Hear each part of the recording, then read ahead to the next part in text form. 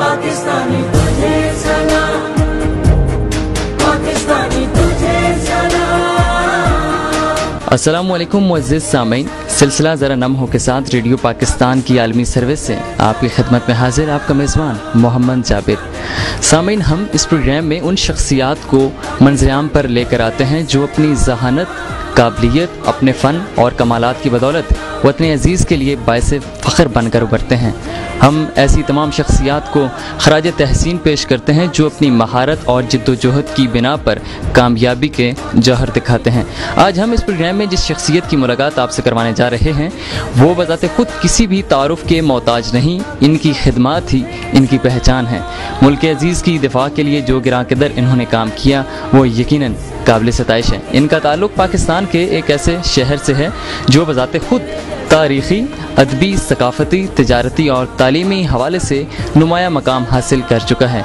Nuclear physique के माहिर, निशान इम्तियाज़, हिलाल इम्तियाज़ और सितारा इम्तियाज़ से नवाजे जाने वाली इस नामवर शख्सियत को तारीख़ में मिज़ाइल प्रोग्राम के बानी, एटमी साइंसदान के नाम से याद रखा जाता है। मोहतरम जनाब डॉक्टर समर मुबारक मंद साहब आज हमारे साथ प्रोग्राम में मौजूद हैं। आपको प्रोग्राम में खुश आमदीद कहते हैं। अस्सलाम वालेकुम। वालेकुम अस्सलाम, बहुत शुक्रिया मदऊ करने का। कैसे मिजाज हैं डॉक्टर साहब? अल्लाह का शुक्र है। बिल्कुल, आपका बहुत बहुत शुक्रिया कि आपने रेडियो पाकिस्तान के लिए वक्त दिया और हमारे लिए भी ये खुशाइन बात है कि आज आप हमारे साथ मौजूद हैं। हम अपनी गुफ्त नशीद का बाकायदा आगाज़ करते हैं आपकी ज़ाती ज़िंदगी के हवाले से, उन तमाम उमूर का जो आपने सर अंजाम दिए। 17 सितंबर 1942 में आपकी पैदाइश रावलपिंडी में होती है और आपकी ज़िंदगी के सफ़र का आगाज़ होता है। ये बताइए कि उस वक्त हालातों वाक़यात रावलपिंडी के क्या थे जबकि पाकिस्तान भी मार्ज़ वजूद में नहीं आया था? दरअसल 1942 में तो दूसरी जंग अज़ीम ज़ोर शोर से चल रही थी और मैं जब यहाँ पैदा हुआ तो उस वक़्त मेरी वालदा मोहतरमा जो एक बहुत मशहूर एजुकेशनिस्ट थी जिनका तालीम से बहुत ताल्लुक़ था, वो उनकी पोस्टिंग जो थी वो रावलपिंडी में थी। उस वजह से मैं यहाँ पे था, मैं यहाँ पे पैदा हुआ और मैं चंद माह का ही था तो फिर वो उनकी ट्रांसफ़र लाहौर हो गई और उसके बाद मेरी सारी ज़िंदगी जो है तालिब इल्मी की वो लाहौर में फ़रोग़ पाई। तो वो अगर उस ज़माने की आप बात करें तो मुझे ये है कि एक ख़ासियत मेरे में यूँ है कि मुझे बहुत ही छोटे होते से अपनी यादें मुझे उनका वो याद है जो उस ज़माने में वाक़यात थे। दूसरी जंग अज़ीम की बात कर रहा हूँ तो मैं ये बताना चाहता हूँ कि उस वक़्त मैं 2-3 साल का था तो पहला एटमी अटैक हिरोशिमा और नागासाकी पे अमेरिका ने किया जापान पे और बहुत तबाही हुई उसकी वजह से। और वो उसकी सारी रूदात जो है उस ज़माने में जो हमारे घर पे अखबार आया करता था उसमें छपती थी और मेरे वालिद साहब उसे पढ़ के मेरी वालदा को और हम बच्चों को सुनाते थे। मेरे एक बड़े भाई भी थे तो वो उसकी बहुत ज़्यादा जहन पे मुतासर में हुआ और बहुत उसकी दहशत थी उस बॉम्ब की कि इतना एक बॉम्ब से कभी किसी ने दुनिया में सुना नहीं था कि इतनी तबाही हो और अब पलक झपकने में लाखों लोग इस तरह से सफ़र हस्ती से मिट जाएँ। वो ज़माना ये भी था कि उस वक़्त अंग्रेज़ों की हुकूमत थी बर सग़ीर में और लाहौर में गो कि मैं छोटा सा था लेकिन काफ़ी कुछ ऐसी चीज़ें नज़र आती थी जो अब नज़र नहीं आती हैं। वो इसी वजह से ऐसी थी कि वो अंग्रेज़ों का कल्चर था यहाँ पे। तो अक्सर आपको सड़कों पे नज़र आता था कि लड़कियाँ बाइसिकल चलाते हुए अपने जाती थी स्कूल वगैरह, कॉलेज और अपने काम पर। तो वो तो आपका अरसा हुआ किसी ने देखा नहीं कभी और बस यही था कि बहुत टांगे वगैरह चलते थे, एक आध ओमनी बस चलती थी आध घंटे के बाद और जो इकोनॉमिक हालत थी लोगों की, मुसलमानों की ख़ास तौर पे वो इतनी अच्छी नहीं थी। कोई एयर कंडीशनर्स का और रेफ्रिजरेटर्स का तसव्वुर नहीं था, कोई टेलीफोन का तसव्वुर, किसी घर में टेलीफोन होता था, कारें वगैरह भी इसी तरह से बहुत कम किसी के पास होती थी।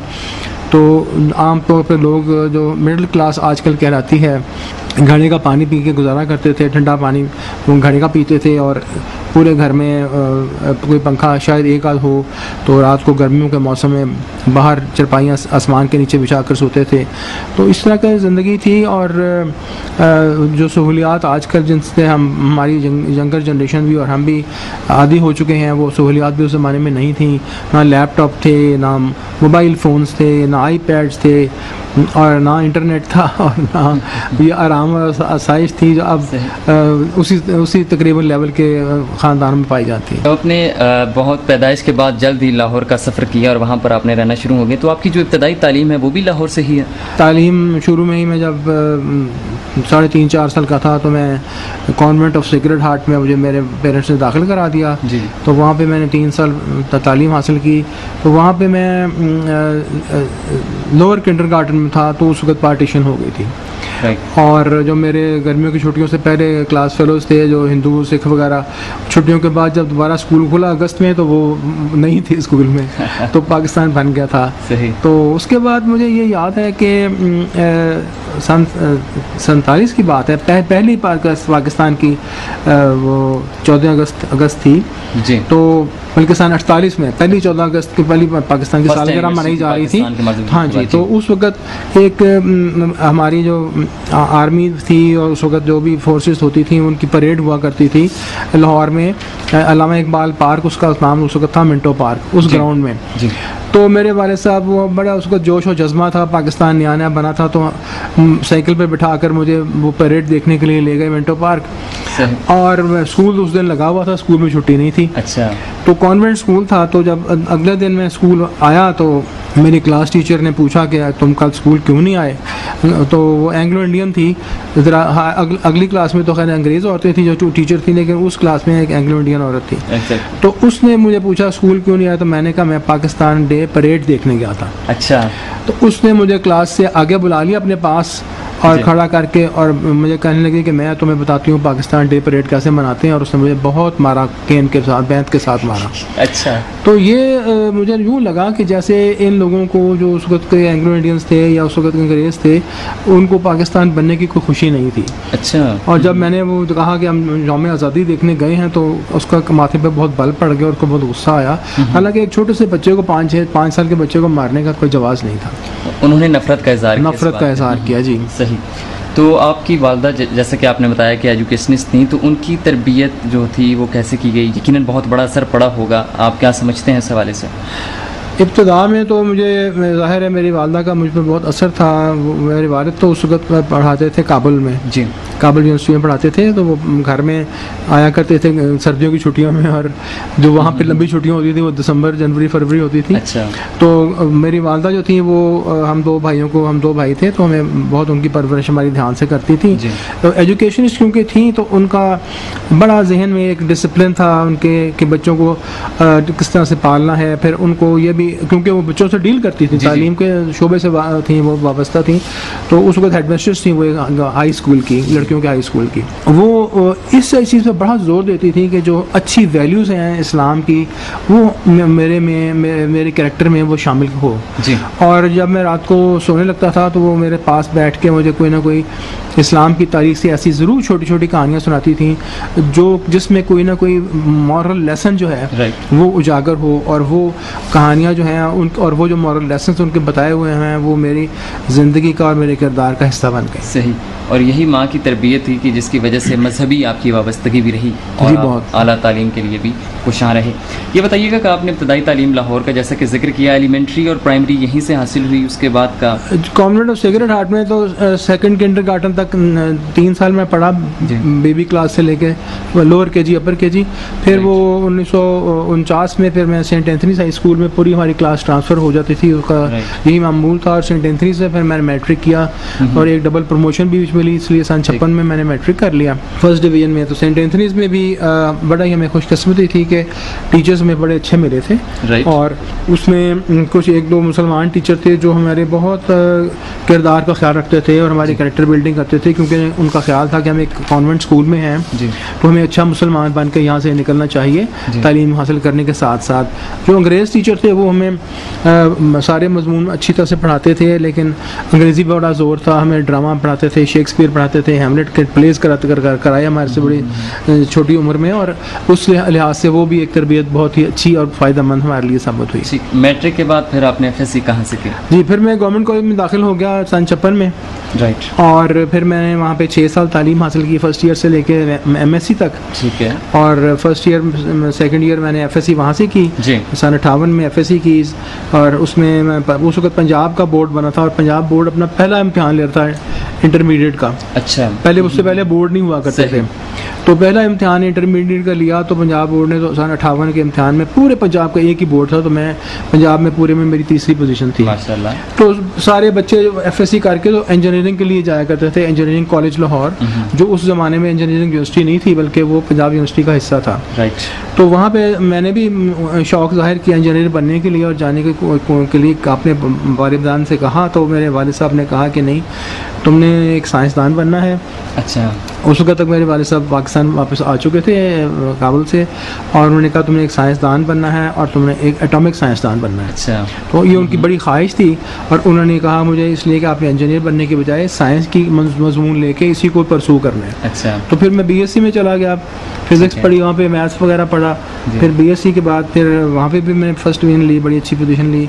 फिर मैं एमएससी में गया, एमएससी फिर मैंने फिजिक्स में की, और फिजिक्स में एमएससी में बड़ी अच्छी फर्स्ट क्लास मैंने ली। और उसके बाद फिर एटॉमिक एनर्जी कमीशन का महकमा बन गया हुआ था पाकिस्तान में सन 55 में। तो सन 62 में जब मैंने एमएससी की, तो उस वक्त एटॉमिक एनर्जी का एक काफ़ी बड़ी लेबॉर्ट्री लाहौर में भी बन गई थी, एटॉमिक एनर्जी सेंटर लाहौर के नाम से।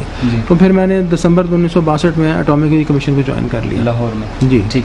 आपने कहा कि वालिद साहब की ख्वाहिश थी एटॉमिक साइंटिस्ट बने, अपनी क्या ख्वाहिश थी?